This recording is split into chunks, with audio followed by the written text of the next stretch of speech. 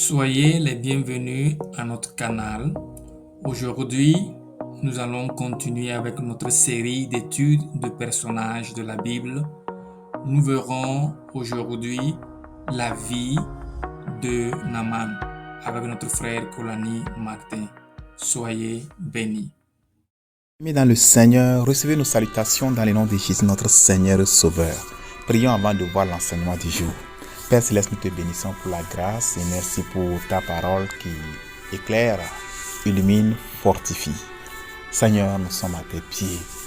Nous sommes dans une grande attente. Enseigne-nous. Merci pour l'exaucement. Au nom glorieux de Jésus, nous prions. Amen. Nous poursuivons notre étude du personnage Naaman et aujourd'hui c'est la troisième étude. Bien, l'étude d'aujourd'hui est intitulée « Une information, mais des réactions différentes ». Et nous voulons voir le cas du roi de Syrie, le roi d'Israël et Élisée. Le premier cas, la réaction du roi de Syrie. Bien, l'information vient de la servante que nous avons déjà vue dans la deuxième étude, la servante exceptionnelle, la petite servante. Et nous allons voir le passage de Rois au chapitre 5, verset 3 à 6. Et elle dit à sa maîtresse, la petite servante, « Oh, si mon Seigneur était auprès du prophète qui est à Samarie, le prophète le guérirait de sa lèpre. » Naaman alla dire à son maître, « La jeune fille du pays d'Israël a parlé de telle et telle manière. » Et le roi de Syrie dit, « Va, rends-toi à Samarie, et j'enverrai une lettre au roi d'Israël. » Il partit, prenant avec lui 10 talents d'argent, 6000 cycles d'or et 10 vêtements de rechange.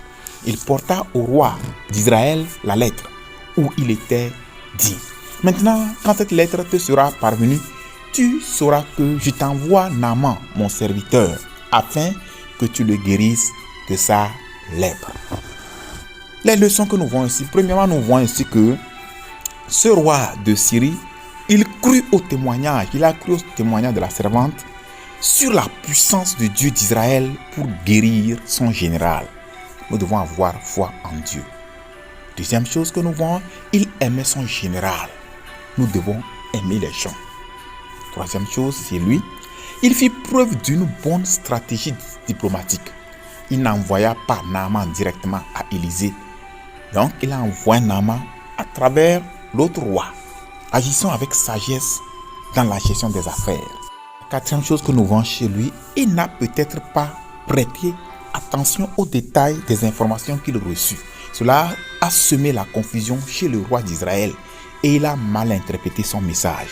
Soyons suffisamment clairs dans nos messages afin que le lecteur ou le destinataire ne soit ni confus ni n'interprète mal. La Bible dit dans 1 Corinthiens 14, verset 8, « Et si la trompette rend un son confus, qui se préparera au combat ?» Donc si la trompette, le son que la trompette donne n'est pas assez clair, qui va se préparer au combat? Le son est 5 ou bien 4. Cinquième chose que nous voyons chez lui, c'est qu'il manquait de connaissances spirituelles. Maintenant, nous allons passer au deuxième roi, le roi d'Israël, la réaction du roi d'Israël. 2 Rois chapitre 5 verset 7. Après avoir lu la lettre, le roi d'Israël déchira ses vêtements et dit, « Suis-je un Dieu pour faire mourir et pour faire vivre, qu'il s'adresse à moi afin que je guérisse un homme de sa lèpre? Sachez donc et comprenez qu'il cherche une occasion de dispute avec moi. » Son cas, nous allons voir ici sa position ici. Premièrement, nous voyons qu'il a peut-être mal interprété le message du roi de Syrie, qui n'était pas très clair, on l'a déjà dit. Il faut éviter cela. Il a simplement supposé des choses erronées. Mieux vaut poser des questions pour clarifier les choses plutôt que de supposer des choses erronées. Il est vrai que le roi de Syrie voulait que Naaman soit guéri en Israël, mais pas par l'intermédiaire du roi, mais à travers Élisée. Le roi d'Israël pensait que c'est lui qui allait opérer la guérison. Deuxième chose que nous voyons ici, il s'est mis en colère. Nous devons éviter la colère et la fureur. La Bible nous dit, dans Jacques 1, verset 20, car la colère de l'homme n'accomplit pas la justice de Dieu. La colère de l'homme n'accomplit pas la justice de Dieu. Si tu es en colère, tu ne peux pas accomplir la justice de Dieu. Leçon 3, ou bien troisième chose que nous voyons chez lui ici, il était sur le point de déclencher une guerre inutile qui aurait pu être désastreuse. Nous devons éviter de prendre des décisions qui mèneront à la destruction de nos vies et de celles des autres. Les chrétiens devaient éviter les querelles. Les chrétiens devaient éviter les querelles et les disputes. La Bible nous dit dans 2 Timothée chapitre 2 et le verset 24. Or, il ne faut pas qu'un serviteur du Seigneur ait des querelles. Il doit au contraire avoir de la condescendance pour tous, être propre à enseigner, doué de patience. Quatrième chose que nous voyons ici, il n'a pas demandé plus de détails sur le message. Cinquième chose, avec lui toujours, il n'a pas consulté le prophète Élisée pour obtenir de l'aide. Le prophète Élisée était là-bas, il n'a pas consulté pour obtenir de l'aide. Il sait que la situation le dépasse. Mais pourquoi ne pas demander au prophète de l'aide? Nous devons chercher de l'aide. Sixième chose que nous voyons ici, il n'a pas prié pour ce cas. La situation te dépasse, roi. Tu peux prier, tu peux invoquer l'Éternel, mais il n'a pas prié. Nous devons prier lorsque les choses semblent impossibles. Septième chose que nous voyons chez lui, il manquait de foi. Il pensait que le problème de Naaman était sans solution. Nous devons toujours avoir foi en Dieu. Dans Marc chapitre 9 et le verset 23, il est écrit, Jésus lui dit, si tu peux, tout est possible à celui qui croit. Et dans Ecclésiaste chapitre 9 verset 4, il est écrit, pour tous ceux qui vivent, il y a de l'espérance. Et même un chien vivant vaut mieux qu'un lion mort. Tant que nous avons la vie, la Bible nous dit qu'il y a l'espérance. Ne désespérons pas. Ne démissionnons pas. Ne croyons pas que c'est fini. Non, pour tous ceux qui vivent, il y a de l'espérance. Et même un chien vivant vaut mieux qu'un lion mort. Dans la troisième réaction, maintenant, c'est la réaction d'Élisée. 2 Rois 5, 8. Lorsqu'Élisée, homme de Dieu, apprit que le roi d'Israël avait déchiré ses vêtements, il envoya dire au roi, pourquoi as-tu déchiré tes vêtements? Laisse-le venir à moi et il saura qu'il y a un prophète en Israël.